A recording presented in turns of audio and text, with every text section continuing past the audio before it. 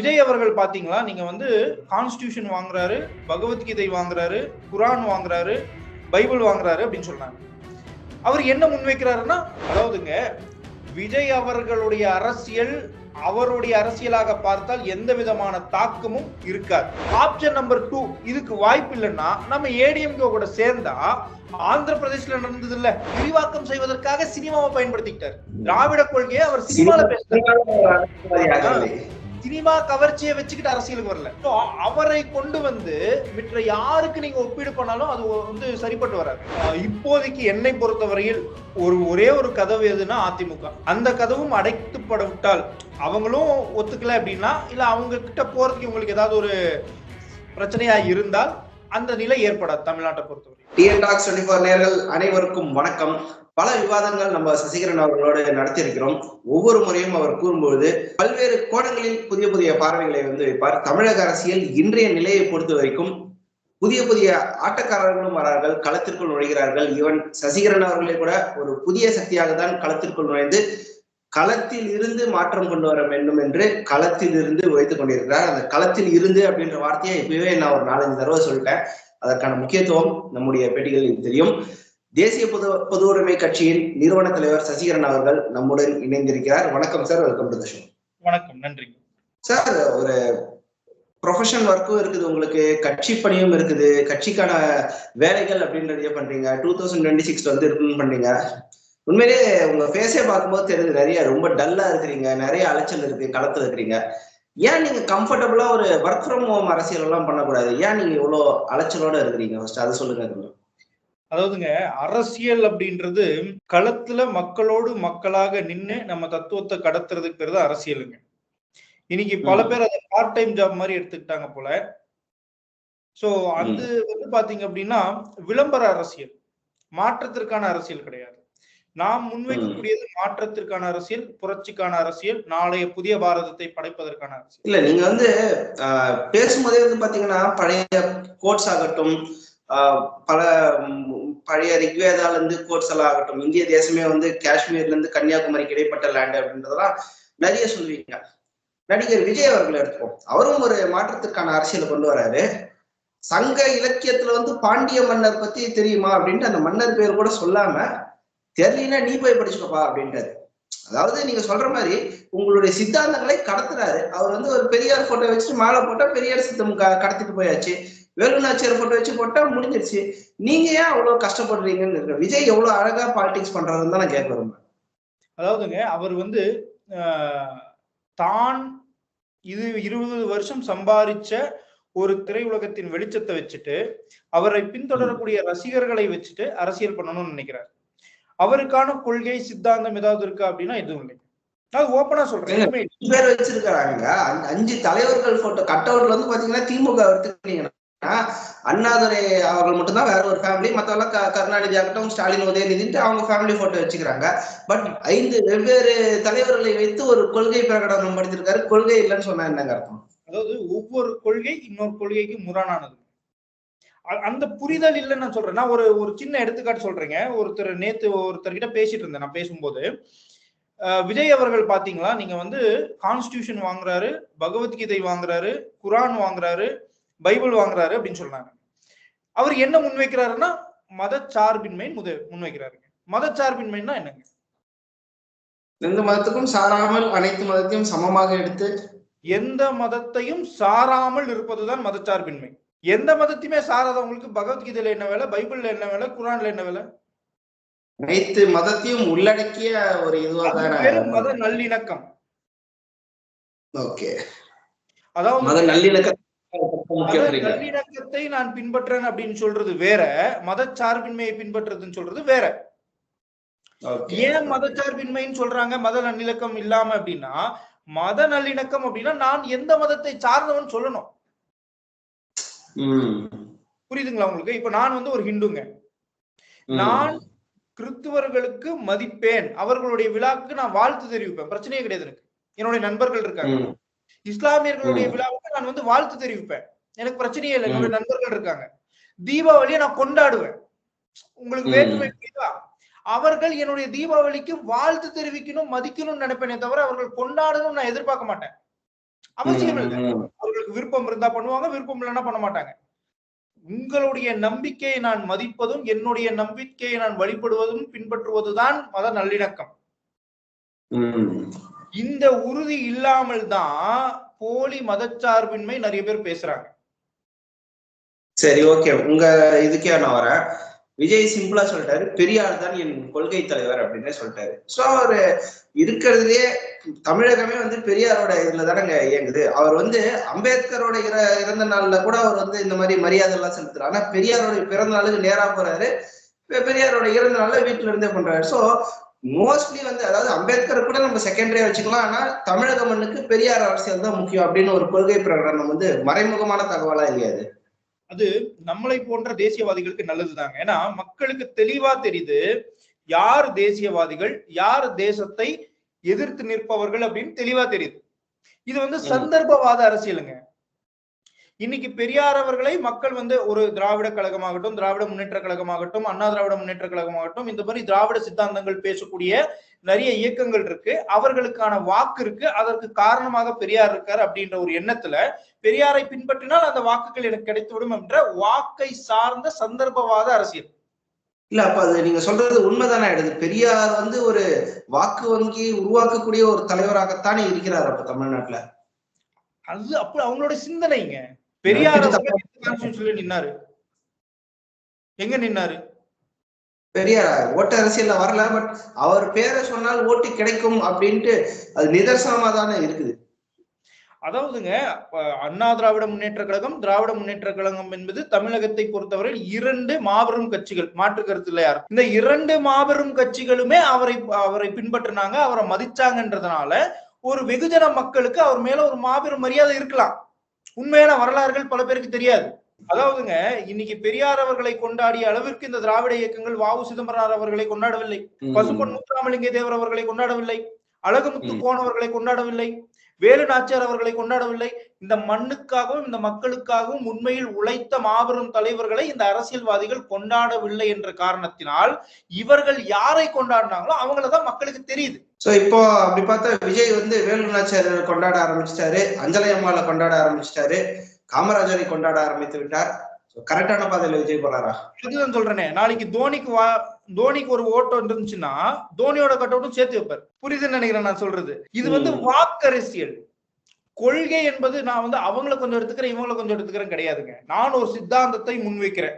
இந்த சித்தாந்தத்தை எனக்கு ஒருத்தர் முன் வச்சிருப்பாங்கல்ல, அவர்களை கண்டு நான் இன்ஸ்பிரேஷன் ஆயிருப்பேன்ல, அவரை நான் முன்வைப்பதுதான் கொள்கை தலைவர் என்றதுக்கு அர்த்தம். இப்ப நம்ம எடுத்துக்கிட்டீங்கன்னு வச்சுக்கோங்களேன், ரெண்டு பேரை கொள்கை தலைவர்னு சொல்றோங்க. ஒண்ணு வந்து சத்ரபதி சிவாஜி மகாராஜ், இன்னொருத்தர் வந்து நேதாஜி சுபாஷ் சந்திர போஸ். ஏன் சொல்றோம்? இந்த அன்னை பாரதத்தின் கலாச்சாரத்தையும் மக்களையும் அரேபியர்கள் வந்து நசுக்கும் பொழுது அவர்களிடம் இருந்து மீட்டு நம் மக்களையும் கலாச்சாரத்தையும் மீட்டு கொடுத்தவர் சத்ரபதி சிவாஜி மகாராஜ் அவர்கள். அதே விஷயத்தை ஆங்கிலேயன் செய்த பொழுது அவர்களிடமிருந்து மீட்டு கொடுத்தவர் நேதாஜி சுபாஷ் சந்திர போஸ் அவர்கள். இன்னைக்கு போலி அரசியல் பேசக்கூடியவர்களிடமிருந்து நம்முடைய தேசத்தை மீட்க வேண்டும் என்பதற்காக ஒரு இயக்கத்தை கட்டமைக்கிறோம். அவர்களுடைய வழியில நின்று அந்த மாபெரும் புரட்சியை நம்ம செய்யறோம். அதனால அவர்கள் இரண்டு பேரையும் நம்ம கொள்கை தலைவர்னு சொல்றோம். இங்க வந்து ஒரு தேசியவாதியா இருக்கிற அம்பேத்கர் அண்ட் இந்திய தேசமே வேண்டாம்னு சொன்ன பெரியார் இருக்கிறது வந்து மிகப்பெரிய முரண் நினைக்கிறீங்க? மிகப்பெரிய முரண். அதே சமயம் அம்பேத்கருடைய நினைவு நாள்ல அவரை நினைவு கூறாம பெரியாருடைய நினைவு நாள்ல வந்து நிறைவு கூறது வந்து தவறான பாதையில பயணிக்கிறவனே முடிவு எடுத்துக்கலாமா? அதாவதுங்க, நீங்க பாத்தீங்கன்னா விநாயக சதுர்த்திக்கு அவர் வாழ்த்து தெரிவிக்கல, விஜயதசமிக்கு தெரிவித்தார். அது அவருடைய ஸ்டாண்டா இருந்திருந்தா விஜயதசமிக்கு தெரிவிச்சிருக்க மாட்டார். விநாயக சதுர்த்திக்கு நீங்க தெரிவிக்கலைங்க, அதனால சில பேர் சங்கடப்படுறாங்க. ஐயோ அப்படி அந்த ஓட்டு போயிடுதா, அப்ப நம்ம விஜயதசமிக்கு தெரிவிச்சிருவோம். ஒரு சோசியல் மீடியா கட்டமைப்புக்குள்ளேயே விஜய் வந்து அரசியல் பண்றாரு. அவர் பின்னாடி இருக்கிறவங்க என்ன சொல்றாங்களோ அதை வந்து செய்யறாங்க. அவரை பொறுத்தவரையில் தான் முதலமைச்சர் ஆகிவிடணும். மக்களுக்காக எந்த களத்திற்கு வந்தாருங்க சொல்லுங்க? அனிதா மரணத்தப்ப இடத்துக்கே போனாரு, ஜல்லிக்கட்டு போராட்டத்துல கர்ச்சீஃப் கட்டின்னு நின்னாரு. இப்போ கள்ளச்சாராய மரணத்துல வந்து அவர் போய் நேரடியாக பாதிக்கப்பட்டவங்களே சந்திச்சு நிவாரணம் கொடுத்து வந்திருக்கு. மக்கள் பிரச்சனை ஒருத்தர் சாகுறாருன்னா மக்கள் பிரச்சனை இல்லையா? அதனால ஏற்பட்ட மாற்றமும் தாக்கமும் மட்டும் சொல்லு. அது தொடர்ந்து அவர் குரல் கொடுக்குறாருங்க. அது குரல் கொடுக்க ஒரு சாதாரண மக்கள் வந்து இன்னைக்கு குரல் கொடுத்து சில மாற்றங்களே ஏற்படுத்தியிருக்காங்க. அவர்கள் எந்த விதமான அரசியல் பின்புலம் இல்லாத பல பேர் வந்து பல மாற்றங்களை ஏற்படுத்தியிருக்காரு. இவருக்கு பின்னாடி பெரும் கூட்டம் இருக்கு. யாருக்காவது மாற்று கருத்து இருக்கா? ஆனா அந்த பெரும் கூட்டம் தன் பின்னாடி வைத்துக் கொண்டும் எந்த மாற்றத்தை அவர் இது வரைக்கும் நிகழ்த்தியிருக்காரு? எந்த ஒரு சோசியல் காஸ்க்கு ஸ்ட்ராங்கான ஸ்டாண்ட் எடுத்திருக்காரு சொல்லுங்க. சிஏக்கு 4 வரியிலேயே ஒரு நச்சுன்னு ஒரு அறிக்கை கொடுத்தாருங்க. அது ஒரு சோசியல் காசா போன இதுல கூட நான் சொல்லியிருப்பேன். அதாவது சிஏஏ என்ற பிரச்சனை என்ன, அது ஏன் வரக்கூடாது, அதை நம்ம ஏன் எதிர்க்கிறோம், புரியுதுங்களா? தனக்கோ தன்னை சார்ந்திருக்கக்கூடிய மக்களுக்கோ புரியுற மாதிரி ஏதாவது ஒரு கூட்டத்தை நடத்தினாரா? இல்ல கூட்டம் கூட நடத்த வேணாங்க, சினிமா பாணியில ஒரு வீடியோ. இதனாலதாங்க நான் சிஏஏவை எதிர்க்கிறேன். சிஏஏ வந்து டைரக்டா வடிவேலு ரஜினிகாந்த் கிட்ட கேக்குற மாதிரி கேக்குறேன். விஜய் அரசியல் தாக்கத்தை ஏற்படுத்துமா ஏற்படுத்தாதா, கரெக்டா போறாரா இல்லையா, நம்பலாமா நம்ப கூடாதா? அதாவதுங்க விஜய் அவர்களுடைய அரசியல் அவருடைய அரசியலாக பார்த்தால் எந்த விதமான தாக்கமும் இருக்காது. ஆனால் அவரை நம்பி சில மக்கள் இருக்காங்க இல்லையா, அந்த மக்களுக்கு இது போலி என்று தெரிவிக்க வேண்டிய, தெரியப்படுத்த வேண்டிய கடமை நம்மளை போன்ற தேசியவாதிகள் கிட்ட இருக்கு. காரணம் என்னன்னு நான் சொல்லிடுறேன்.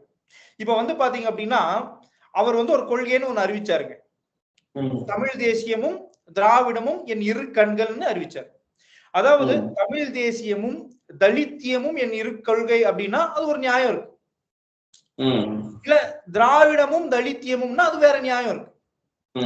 தேசியமும் தலித்தியம்னா வேற நியாயம் இருக்கு. புரியுதுங்களா நான் உங்களுக்கு சொல்றது? இல்ல தேசியமும் பெண்ணிய விடுதலை அப்படின்னா வேற நியாயம் இருக்கு. ஏன்னா இது ஒண்ணுக்கு ஒண்ணு காம்ப்ளிமெண்ட்.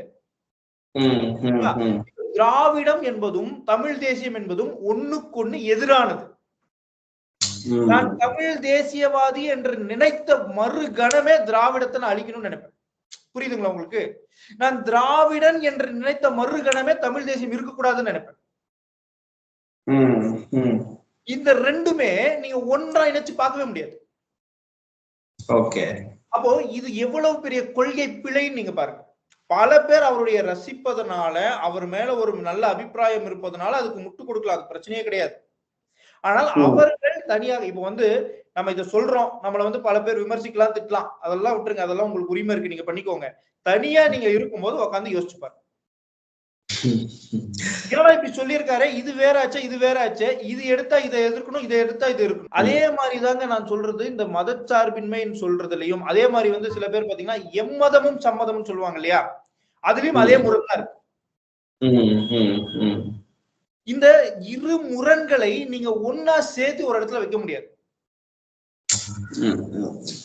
நான் தமிழ் தேசியம் ஆனா திராவிடத்தை நான் வந்து எதிர்க்கல, அதை நான் வந்து இக்னோர் பண்றேன்றது வேற. இந்த எடுத்துக்கிறேன் அப்படின்னா எப்படி? ஓகே, நீங்களா தமிழ் தேசியம் அப்படின்னு பேசுறதால ஒரு பாயிண்ட் கேட்க வேண்டியிருக்குது. ஏன்னா சீமான் அவர்களோட ஸ்டார்டிங்ல இருந்தே கட்சி லெட்டர் பேட் மூலமாக அவர் கட்சி ஆரம்பித்த போதே சீமான் கூட கூட்டணின்னு ஒரு பேச்சு இருந்துச்சு. பட் சீமான் தெல்ல தெளிவாக சொல்லிட்டார், நான் ரொம்ப நாளா களத்தில் நினைக்கிறேன், நான் தான் முதல்வர் வேட்பாளர், தனித்து இயங்குறேன்ட்டு. பட் திருமாவளவன் அவர்கள் வந்து கூட்டணி வைக்கிறதுக்கு வாய்ப்பு இருக்கு இல்லைன்னு நிறைய போச்சு. ஆதவர்ஜுனா பேசின போது ஓகே கன்ஃபார்ம் திருமாவோட கூட்டணி தானே எல்லாம் முடிவு பண்ணும் போது ஆதவர்ஜுனாவை தூக்கிட்டாங்க. சரி திருமா மீண்டும் திமுக பக்கம் தான் போவாரு அப்படின்னு பார்த்தா இப்போ ஒரு அறிக்கை கொடுத்திருக்காரு, திராவிட இயக்கங்கள் மீது எங்களுக்கு முரண்பாடு இருக்கிறது அப்படின்னு சொல்லியிருக்காரு. அதே மாதிரி திராவிட இயக்கம் என்பது திமுகவுடன் சுருக்கி விடக்கூடாதுன்றாரு. ஒரு பக்கம் விஜயும் அதிமுகவை தாக்கி பேசவில்லை, இப்போ திராவிடம்னா திமுகவோட சுருக்கிடக்கூடாதுன்றாங்க. So what is cooking? DMK இல்லாமல் அதிமுக விஜய் தீர்மானம் ஃபார்ம் ஆகுமா? ஃபார்ம் ஆனால் திமுகவை வீழ்த்தும் அளவுக்கு அது இருக்குமா? அதாவதுங்க இவங்க என்னன்னா, அதாவது இந்த 2026ல இவர்களுடைய கருத்துப்படி, நான் கள நிலவரத்தை சொல்ல, இவர்களுடைய கருத்துப்படி ஒண்ணு திமுக வரும் இல்ல அதிமுக வரும். கள நிலவரம் பல விஷயங்கள் இருக்குங்க, நம்ம 2025ல பேசுவோம். ஏன் இது மாற்று சக்தி வரும்ன்றது நம்ம சொல்லுவோம். ஆமா, இப்ப இவர்களுடைய மனநிலைப்படி ஒண்ணு திமுக வரும் இல்ல அதிமுக வரும், கரெக்டுங்களா? இப்போ விஜய் அவர்களுக்கு வந்து ஒண்ணு திமுகல இருக்கக்கூடிய மற்ற எல்லா கட்சியும் தன்மையப்படுத்திக்கிட்டா திமுகவை நம்ம அழிச்சிட முடியும், புரியுதுங்களா? திமுகவுடைய ஸ்ட்ரென்த் என்னங்க? 15% ஓட் பேங்க். அந்த 15% ஓட் பேங்க் யார் கொடுக்குறா? இஸ்லாம். இந்த 15% ஓட் பேங்க் இப்ப திருமாவளவன் வெளியில எடுத்துறீங்க, காங்கிரஸ வெளில எடுத்துறீங்க அப்படின்னாலே அதுல ஒரு 10% ஓட்டு அடி வாங்கிடும். மற்ற எல்லா கூட்டணி கட்சி எடுத்துட்டீங்கன்னா ஒரு 15% ஓட்டு அடி வாங்கிடும். அவர்களுடைய கணக்கு நான் சொல்றேன். அப்ப இதை எடுத்து நம்ம ஒரு பெரும் சக்தியா காமிக்க முடியும். Option number 1. ஆப்ஷன் நம்பர் 2, இதுக்கு வாய்ப்பு இல்லைன்னா நம்ம ஏடிஎம்கே கூட சேர்ந்தா ஆந்திர பிரதேசல நடந்தது இல்ல, பவன் கல்யாண் அவர்கள் வந்து டெபுட்டி சிஎம், அந்த மாதிரி நம்ம ட்ரை பண்ணலாம் அப்படின்றது இன்னொரு கணக்கு. இந்த ரெண்டுமே முடியலன்னா என்ன பண்ணலாம்ன்றது அடுத்த கணக்கு. அப்ப இப்போ அந்த பவன் கல்யாண் வச்சு அவங்க மூவ் பண்றாங்கன்னு நினைக்கிறாங்களா? திருமாவளவன் சேர்த்தா பவன் கல்யாணம் எல்லாம் அப்படின்ட்டு. திருமாவளவன் அவர்களை ஏன் சேர்க்கணும் அப்படின்னா அதிமுக சேர்த்து நம்ம வெற்றி பெற்றலாம். அவர் தானே சொல்றாரு. அதிகமாக அதிக நாட்களாக அதிக வருடங்களாக களத்தில் நின்று மக்களுக்காக உழைத்த திருமாவளவன் அவர்கள் பவன் கல்யாணம் மாதிரி டெபுட்டி சிஎம் ஆவாரா, இல்லை ஒர்க் ஃப்ரம் ஹோம்ல இருந்து அரசியல் பண்ணி கொண்டிருக்கிற விஜய் அவர்கள் டெபுட்டி சிஎம் ஆவாரா? அதாவது விஜய் அவர்களை பொறுத்தவரை அவர் ஆகணும் தான் அவர் நினைப்பாரு. திருமாவளவன் அவர்களை ஆக்குவதற்கு அவரே வர்றார் அரசியலுக்கு. நான் ஒரு கொள்கை வச்சிருக்கேன், நான் வெல்லவில்லை என்றாலும் இந்த கொள்கை வெல்லணும்னு ஒருத்தரை ஜெயிக்க வைக்கிறது வேற, கொள்கையே நான் ஜெயிக்கிறது தான். நான் முதல்வர் ஆகணும் என்பதை தவிர எனக்கு வேற எந்த கொள்கையும் இல்ல. யார் எக்கேடு கேட்டா எனக்கு என்ன, புரியுதுங்களா நான் உங்களுக்கு சொல்றது? அப்போ அந்த கணக்கு இருக்கும் பொழுது யாருக்காக வராரு? இந்த கணக்குகள் தன்னை துணை முதலமைச்சர் ஆக்கிக்க முடியும். ஃபர்ஸ்ட் முதலமைச்சருக்கு ட்ரை பண்ணுவோம், முடியலன்னா துணை முதலமைச்சர் ஆகும், முடியலன்னா பாத்துப்போம். அப்ப ஃபர்ஸ்ட் என்ன ட்ரை பண்ணாரு? என்னோடு வருபவர்களுக்கு ஆட்சியிலும் அதிகாரத்திலும் பங்கு. சூசகமா சொன்னாரா? அவர் என்ன எதிர்பார்த்தாரு? டிஎம்கே ஓடைய கூட்டணி எல்லாமே தனியா வந்துரும், ஏன்னா அவங்க இது வரைக்கும் ஆட்சியிலையும் அதிகாரத்திலையும் பங்கு கொடுக்கல, அப்ப தனியா வந்துரும் நினைச்சாரு. அவங்க எல்லாருமே உஷாராயிட்டாங்க.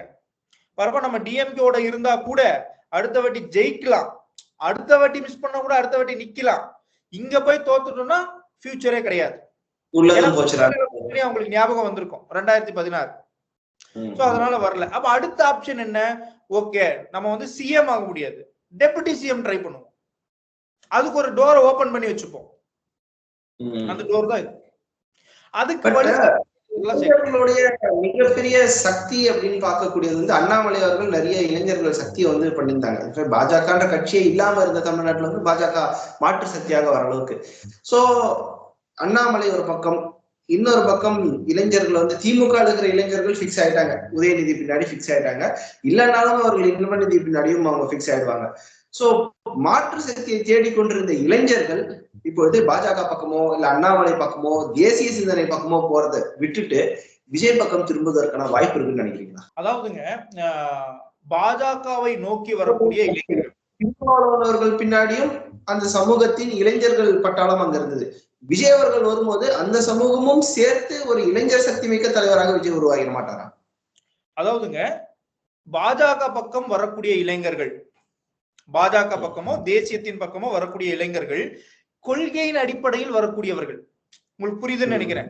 வெற்றி தோல்விகளை கண்டு பயப்படாம தன்னை மாற்றிக்காமல் கொள்கைக்காக நிற்கக்கூடியவர்கள். இன்னைக்கு வந்து திருமாவளவன் அவர்கள் பின்னாடி இளைஞர்கள் இருந்தாங்க, அவர் ஒரு கொள்கையை முன் வச்சார். அதை நம்ம ஏற்கிறோம் எதிர்க்கிறோம் தனி, அவர் அந்த கொள்கைக்கு உண்மையா இருந்தாரு இல்லைன்றது தனி. ஆனா அவர் ஒரு கொள்கையை முன் வச்சாருல்ல, அந்த கொள்கையில வந்து ஒரு சார்புடைய மக்களுக்கு நன்மை நடக்கும் அப்படின்னு நம்பியிருப்பாங்கல்ல, அதற்காக அவர் பின்னாடி வந்திருப்பாங்க. அதே போல் சீமானவர்கள் ஒரு கொள்கையை முன்வைக்கிறாருல்ல, அந்த கொள்கையை அவர் முழுமையா பேசுறாரு பேசல, அவர் வந்து என்னமோ பண்ணிட்டு போறாரு, ஏற்கிறோம் சனி, ஆனா அவர் ஒரு கொள்கையை முன்வைக்கிறாருல்ல, அந்த கொள்கைக்காக வந்திருப்பாங்கல்ல, அந்த கொள்கையை பிடிச்சு போய் சில பேர் வந்திருப்பாங்க. நம்ம ஏன் தமிழ் தேசியத்தை வேணான்னு சொல்லி தேசியத்தை பேசுறோன்றதுக்கும் நாம பதில் சொல்லியிருக்கோம் உங்களுக்கு. அதுதான் தேசத்திற்கு முன்னேற்றம், தமிழகத்திற்கு முன்னேற்றம் என்பதற்காக. நீங்க எங்க சுத்தி வரீங்கன்னு புரியுது, விஜய் அவர்கள் கிட்ட கொள்கை மூலமாக வரலன்ட்டு.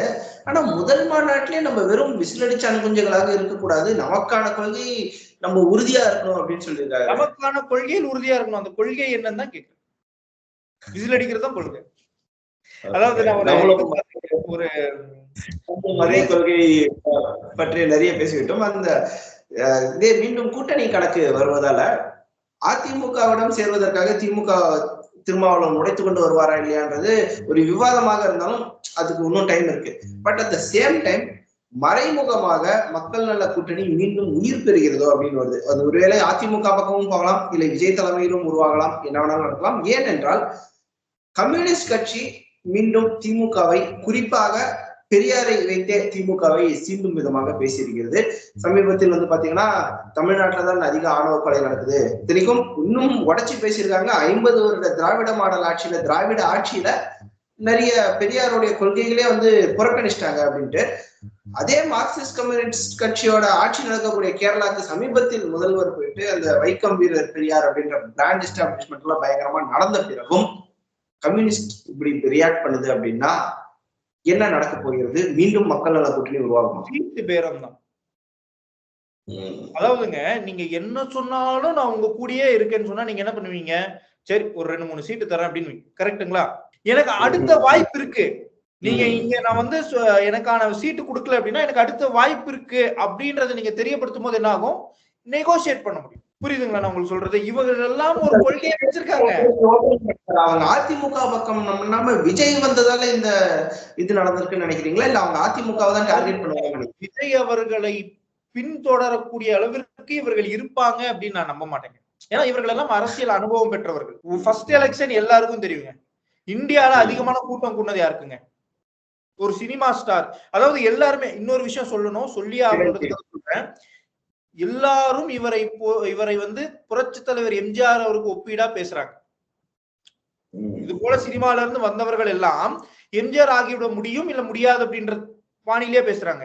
எம்ஜிஆர் அவர்கள் சினிமாவுக்கு வரும் பொழுதே அரசியலில் இருந்தவர், மக்களுக்காக களத்தில் நின்றவர். சினிமால வசனங்கள் பேசல, மக்களுக்காக களத்தில் நின்றவர். அவருக்கு அரசியல் தான் முன்ன, அதுக்கப்புறம் தான் சினிமா. அவரோட சினிமா குரோத்தை அரசியல் மையப்படுத்தி தான் இருந்தது. அவர் கொள்கையை விரிவாக்கம் செய்வதற்காக சினிமாவை பயன்படுத்திக்கிட்டார். திராவிட கொள்கையை அவர் சினிமால பேசுறாரு. சினிமா கவர்ச்சியை வச்சுக்கிட்டு அரசியலுக்கு வரல.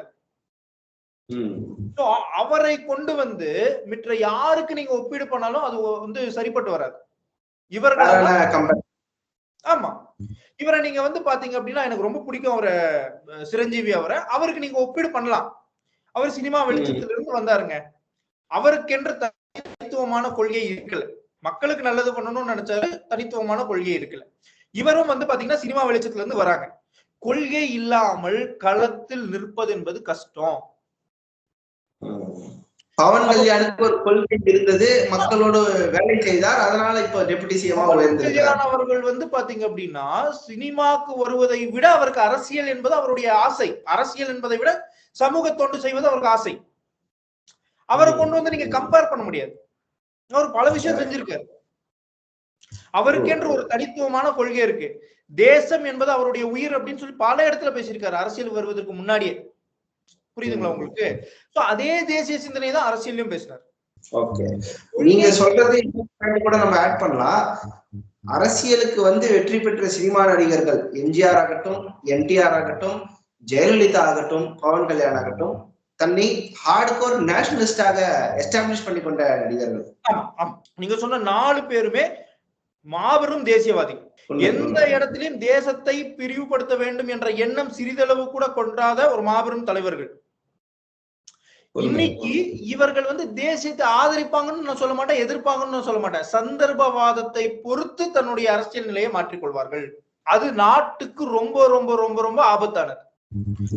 நான் ஜெயிக்கிறேன் ஜெயிக்கல இதுதான் என் ஸ்டாண்டு. நீ எனக்கு திட்டினாலும் இதுதான் ஸ்டாண்டு, நீ என்ன ஆதரிச்சாலும் இதுதான் ஸ்டாண்டு. என்னுடைய ஸ்டாண்ட் உனக்கு பிடிச்சிருந்துச்சுன்னா வா, நம்ம சேர்ந்து பயணிப்போம். இல்ல பிடிக்கல அப்படின்னா நீங்க நார்மலா வேடிக்கை பாருங்க, ஒன்னும் பிரச்சனை இல்ல. இல்ல எதிர்க்கிறீங்களா, வாங்க சண்டை இடுவோம். இதுதான் அரசியல் தலைவருக்கு தேவையான விஷயம். சரி, இன்னைக்கு தேசியவாதியம் பேசினா ஒரு 10 ஓட்டு வரும், நாளைக்கு திராவிடம் பேசினா ஒரு 20 ஓட்டு வரும், நாளைக்கு வேற ஒரு கொள்கை பேசினா 30 ஓட்டு வரும். கொள்கையை மாற்றிக் கொள்வது என்பது சந்தர்ப்பவாதம். அதனால் அவர் பயனடையலாமே தவிர அவரை பின்தொடரக்கூடிய மக்கள் பயன்பெற மாட்டார்கள். தேசத்திற்கு ஆபத்தாக முடியும். ஓகே, சரி, ஃபைனலா இறுதியா ஒரு கேள்வி கேட்கணும்னு நினைக்கிறேன். இந்திய கூட்டணி அவங்க வந்து ஃபார்ம் பண்ணாங்க, இந்தியா அப்படின்ற மாதிரி பேர் வச்சு பண்ணாங்க. எந்த நேரத்துல பேர் வச்சாங்களோ தெரியல. ஒவ்வொரு மாநிலத்துல ஒவ்வொரு ஸ்ட்ராட்டஜி வந்து அவங்க ஃபாலோ பண்றாங்க. ஒரே மாநிலத்துல 4 முனை போட்டியெல்லாம் இந்திய கூட்டணிக்குள்ளே இருக்குது.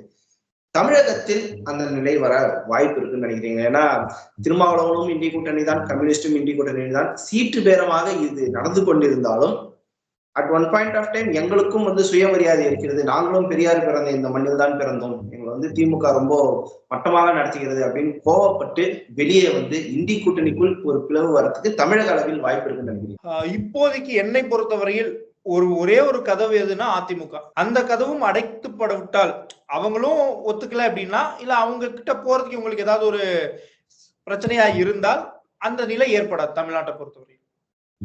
எவ்வளவு இருந்தாலும் சகிச்சுக்கிட்டு கம்ஃபர்டபுளா இருக்காங்க திமுக கிட்ட, கம்ஃபர்டபுளா இருப்பாங்க. அங்கதான் வெற்றி கிடைக்கும், பெட்டி கிடைக்கும், எல்லாம் கிடைக்கும். ஓகே. பட் திமுக மீது மக்களுக்கு அதிருப்தி பயங்கரமாக இருக்கிறது அப்படின்னு தான் எதிர்கட்சிகள், பாஜக உட்பட, நாம் உட்பட பலரும் சொல்லுவோம். அதையெல்லாம் மீறி எளிதாக திமுக கிட்ட அவங்க கம்ஃபர்டபுளா இருக்கிறதுக்கான காரணம் என்ன? அதாவதுங்க, இன்னைக்கு பிராக்டிக்கலா பேசுவோம். இன்னைக்கு திமுகவை வந்து பல பேருக்கு பிடிக்கல. 2024 தேர்தலே இந்த நிலவரம் வந்து இருந்தது. ஆனா ஏன் அவங்க 40க்கு 40 அடிச்சாங்க? பிரிந்து கிடப்பதா? ஏன்னா அவரை எதிர்த்து நிற்கக்கூடியவர்கள், திமுக வேணா நிக்கிறவங்க 3 பேரா 4 பேரா நிக்கிறாங்க. திமுகவை வேணும் நிக்கிறவங்க ஒருத்தர் நிக்கிறாங்க. அப்ப இங்க வந்து எதிர்ப்பு வாக்குகள் வந்து சிதறுது, கன்சாலிடேட் பண்ணக்கூடிய வாக்குகள் வந்து ஸ்ட்ராங்கா இருக்கு. அதனால அவங்க ஜெயிக்கிறாங்க. திமுக வெல்லக்கூடாதுன்னு சொன்னா அதற்கு ஈக்குவலான ஸ்ட்ராங்கான கூட்டணி வேணும். இப்ப இந்த பக்கம் நீங்க கூட்டணி அமைக்கணும்னா, அதாவது திமுக கூட்டணி பொறுத்தவரையில் வெற்றி என்பதுதான் அவங்களுடைய கொள்கை. புரியுதுன்னு நினைக்கிறேன் நான் சொல்றது. அதற்கு நேர் எதிராக இருக்கக்கூடிய கூட்டணிக்கு வெற்றினா யாருக்கான வெற்றி? அந்த ஒரு கொஸ்டின் இருக்கு. இப்ப வந்து அதிமுக வந்து யாரோட கூட்டணி சேர்ந்தாலுமே அதிமுக சிஎம் ஆகணும் தான் நினைப்பாங்க. அதாவது அங்க சிஎம் பேஸ் இந்த சைடு நிறைய இருந்தாலும் ஒவ்வொருத்தரும் வந்து கேப்பபிளா இருக்கிறதால அது ஒரு பிரச்சனையாக இருக்கிறதுன்னு கூட சொல்லலாம். சோ அதனால இந்த கூட்டணி அப்படின்றது ரொம்ப கஷ்டமான ஒரு விஷயம். திமுகவை எதிர்க்க வேண்டும் என்ற ஒரே நோக்கத்தில் இவர்கள் எல்லாரும் கூட்டணி சேர்ந்தால் சாத்தியமே தவிர, அப்படி இல்லைன்னா இவங்களுக்கு கன்சல்டேஷன். தேசிய பொது உடைமை கட்சியின் நிலைப்பாடு என்ன? திமுகவை வீழ்த்துவதுதான் உடனடி தீர்வாக நீங்க நினைக்கிறீங்களா? அதற்காக எல்லாரும் ஒரு குடியின் கீழ் இணைய வேண்டும் அப்படின்னு தேசிய பொது உடைமை கட்சி நினைக்கிறதா? இல்லை, சித்தாந்த ரீதியாக மெல்ல மெல்ல திமுகவை வலுவிழப்ப வைப்பதுதான் முக்கியம், தேசியத்தை மெல்ல மெல்ல வளர்த்தெடுக்க வேண்டும், அதனால ஒரு முறை திமுக ஜெயிச்சா கூட பரவாயில்ல, நம்ம ஸ்லோ அண்ட் ஸ்டடியா நம்ம வின் பண்ணோம் அப்படின்னு நினைக்கிறீங்களா? அதாவதுங்க, என்னை பொறுத்தவரையில் வெற்றியை விட கொள்கையை தான் முக்கியம். வெற்றிக்காக கொள்கையை சமரசம் செஞ்சுட்டோம்னு வச்சுக்கோங்களேன், திருப்பி அந்த கொள்கையை நம்ம பிடிக்கவே முடியாது. மினிமம் காமன் அஜெண்டால வந்து நம்ம பண்ணலாம்ல. அதுதான், அதுக்கு வந்து எல்லாரும் ஒத்து போகக்கூடிய சித்தாந்தம் உடையவர்களா இருக்கணும்ல. இப்ப அண்ணா 2021 பாஜகவோட இருந்தாருங்க. அது ஒரு திமுகவை வீழ்த்த வேண்டும் என்ற ஒரே ஒரு எண்ணம் தான். ஆனால் வெற்றி கொடுக்கவில்லை. வெற்றி கொடுக்கல. ஏன்னா அது வந்து பாத்தீங்கன்னா 10 வருஷம் ஆன்டி இன்கம்பன்சினால வெற்றி கொடுக்கல. பட் நல்ல ஒரு பெர்ஃபார்மன்ஸ் தான். ஆட்சியில இருந்தும் ஒரு நல்ல பெர்ஃபார்மன்ஸ் கொடுத்தாங்க. Correct correct. சோ இவர்கள் வந்து பாத்தீங்க அப்படின்னா தேசியத்தை பேசலனாலும் அதிமுக திராவிடத்தை பேசாம இருந்தா நமக்கு பிரச்சனை இல்லை. புரியுதுன்னு நினைக்கிறோம். சோ அந்த மாதிரி வந்து பிற மக்கள் வந்து பிற கட்சிகள்ல இருக்கக்கூடிய மக்கள் தேசியத்தை ஆதரிக்கிறோம் நாங்க, இல்ல தேசியத்தை நாங்க வந்து ஆதரிக்கலங்க முழுசா, ஆனா தேசியத்தை எதிர்க்கலைங்க. புரட்சி தலைவி அவர்கள் இருக்கும் வரையில் அவர் அண்ணா திராவிட முன்னேற்ற கழகத்துலதான் இருந்தாங்க. ஆனா ஒருபோதும் அவர் தேசியத்தை எதிர்க்கல. Correct correct. பாஜக வேறு சில கொள்கைகள் எடுக்கலாம், பொருளாதார கொள்கைகளை எதிர்க்கலாம், பாஜகவை எதிர்க்கீங்க, பிஜேபி ஆப்போஸ் பண்ணுங்க, தேசத்தை ஆப்போஸ் பண்ணல. அந்த அளவுக்காவது ஒரு எண்ணம் இருந்துச்சுன்னா நம்ம கூட்டணி வைக்கிறதுக்கான வாய்ப்புகள் இருக்கு. ஆனா என்னை பொறுத்தவரையில் மக்களிடத்தில் இந்த சிந்தனையை கொண்டு போய் சேர்க்கணும். இந்த சிந்தனையை கொண்டு போய் விதைச்சிட்டோம் அப்படின்னு சொன்னா சரி இமீடியட்டா 2026 ஜெயிக்கணும் அப்படின்றதுக்கு வந்து நம்ம சந்தர்ப்ப அரசியல் பேசல, நம்ம ஒரு சரித்திர அரசியல் பேசுறோம். 2026ன்றது 31 ஆகட்டும், 31ன்றது 36 ஆகட்டும், ஆனால் வெல்வோம். ஆனா ஒன்ஸ் நீங்க இந்த ஐடியாலஜியை கொண்டு போய் சேர்த்துட்டு வெற்றி பெற்றுட்டோம் அப்படின்னு சொன்னால் திருப்பி இறங்கவே இறங்காது, அந்த கொள்கையை விட்டு மக்களும் மாற மாட்டாங்க. Long term permanent solution. இதை நோக்கிதான் நம்மளுடைய பயணம் இருக்கணும். ஷார்ட் டேர்ம் பெனிஃபிட்ஸ்க்காக நம்ம இதுல சமரசம் பண்ணிட்டோம்னு வச்சுக்கோங்களேன், திருப்பி இந்த கொள்கையை நம்ம கொண்டு வரவே முடியாது. நிறைய விஷயங்கள் ஆக்சுவலா நம்ம பேசணும். சாதாரணமா விஜய் அவர்கள் ஒர்க் ஃப்ரம் ஹோம் அரசியல் பண்றாரு அப்படின்னு ஒரு கிண்டலாக ஆரம்பித்த இந்த விவாதம் தமிழக அரசியல் வந்து விஜய் ஏற்படுத்தக்கூடிய தாக்கம் என்ன இருக்கு? அதே மாதிரி திருமாவளவன் அவர்கள் விஜயை மையப்படுத்தி அவர் நகர்த்தும் காய் நகர்த்தல்கள், திருமாவளவனோடு கைகோர்த்து மேலும் காய் நகர்த்தில் ஈடுபடும் கம்யூனிஸ்ட், அண்ட் முக்கியமாக தேசிய சிந்தனை மையப்படுத்திய கூட்டணி அமைய வேண்டும் அப்படின்னு பல கருத்துக்களை வந்து நம்ம கவர் பண்றோம். இந்த வீடியோ ரெக்கார்ட் பண்ற இன்றைய தினம் வந்து ஆக்சுவலா கிறிஸ்துமஸ் தினமாக இருக்கிறது. பிளஸ் வீரமங்கை வேலு நாச்சியார் அவர்களின் நினைவு தினம், முக்கியமாக மிகப்பெரிய தேசியவாதியான வாஜ்பாய் அவர்களின் பிறந்த நாள் அப்படின்றதும் நம்ம நினைவு கூற வேண்டியது. அவர் கூறிய ஒரு வார்த்தை, அந்த சாராம்சம் தான் நீங்களும் பேசியிருந்தீங்க. அதாவது அவர் பார்லிமெண்ட்ல பேசியிருப்பாரு, அரசியல் விளையாட்டுகள் நடக்கும், நடக்காமல் போகும், புதிய புதிய கட்சிகள் உருவாகும், உடையும், பட் இந்த தேசம் இருக்க வேண்டும், மகர் ஏ தேஷ் ரேனா சாஹியே அப்படின்னு சொல்லியிருப்பாரு. அதே கருத்தை தான் நீங்களும் சொல்றீங்க. கொள்கை முரணான பொருளாதார கொள்கையை எதிர்க்கலாம், கட்சியை எதிர்க்கலாம், எவ்வளவு முரண்கள் இருந்தாலும் தேசியம் அப்படின்ற ஒரு கொள்கையில் முரண்பாடு ஏற்படாமல் அந்த கூட்டணி வலுவாக அமைந்தால் தமிழகத்தில் ஆட்சி மாற்றம், சித்தாந்த மாற்றம், கொள்கை மாற்றம், மக்களுக்கான உண்மையான மாற்றம் கிடைக்கும் அப்படின்றது உங்களுடைய கருத்தாக இருக்கிறது. நேர்களே, நிச்சயமாக இது இந்த டிபேட்டோட முடிய போறதில்ல. பல மித், இந்த திராவிட கட்சிகளாகட்டும் மற்ற கட்சிகளாகட்டும் பல பொய் புரட்டுகளை வந்து மக்கள் மனதில் பதிய வைத்திருக்கிறார்கள். ஒவ்வொரு வீடியோவா அதையும் நாங்கள் உழைக்கும் முயற்சியில் தொடர்ந்து ஈடுபடுவோம். நிச்சயமாக சசிகரன் மீண்டும் நம்முடன் பல வீடியோக்களில் இணைவார் அப்படின்ற நம்பிக்கையில் இருக்கும். மீண்டும் இன்னொரு வீடியோவில் சந்திப்போம். நன்றி. நன்றி.